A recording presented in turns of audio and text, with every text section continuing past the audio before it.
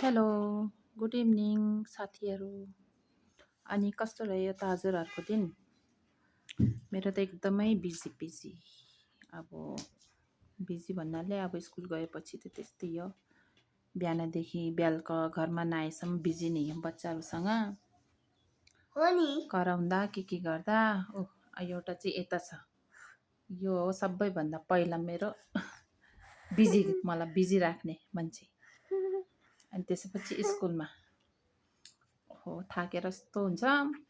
घर आएर एकछिन यसो ढल्न पाए भए कति मस्त बस घरमा बस्यो भने कति आराम नि हो नि। ममा त कति है स्कुलमा कति काम गर्नुपर्छ के न हो। अब स्कुलदेखि आएर किनकि तिर्नु पर्छ नि पैसा कामहरू। अब स्कुलदेखि आएर एकछिन आराम गरिरहेको छु। अब आराम कति बेर गर्ने नि, आधा घन्टा धेरै। अब त्यसपछि यहाँ अर्को छ पढाउने बाँकी। स्कुलदेखि पढाएर आइसक्यो, अब अर्कोलाई पढाउने बाँकी छ। यहाँ यस्तो छ। अनि पढाउने कस्तो गाह्रो नि फेरि। बरु स्कुलमा पढाएको बच्चाहरूले यसो टिचरको डरले पनि होला अलि पढ्छ पनि लेख्छ पनि।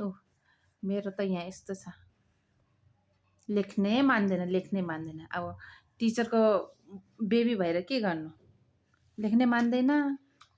कति गाह्रो छ घरमा पढाउन। हो नि टाउकै दुखाउँछ। 2टा होमवर्क पाइन्छ, त्यो पनि कति नै धेरै होमवर्क पाएको जस्तो गर्छ। गाह्रो छ। स्कुलमा त्यत्तिकै टाउको दुखाइ, फेरि घरमा आऊ। बेटु त्यस्तो गर्नुहुन्न। ल अब के गर्ने, यस्तै हो।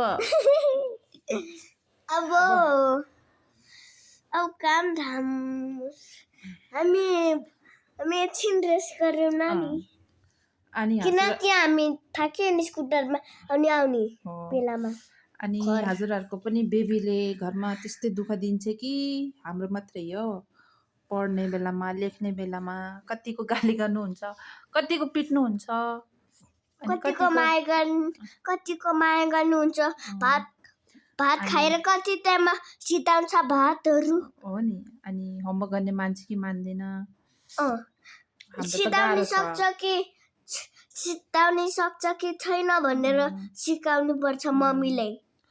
पढ्ने त पढ्छ, पढ्नेमा त्यस्तो नराम्रो त छैन, तर पनि गाह्रो छ।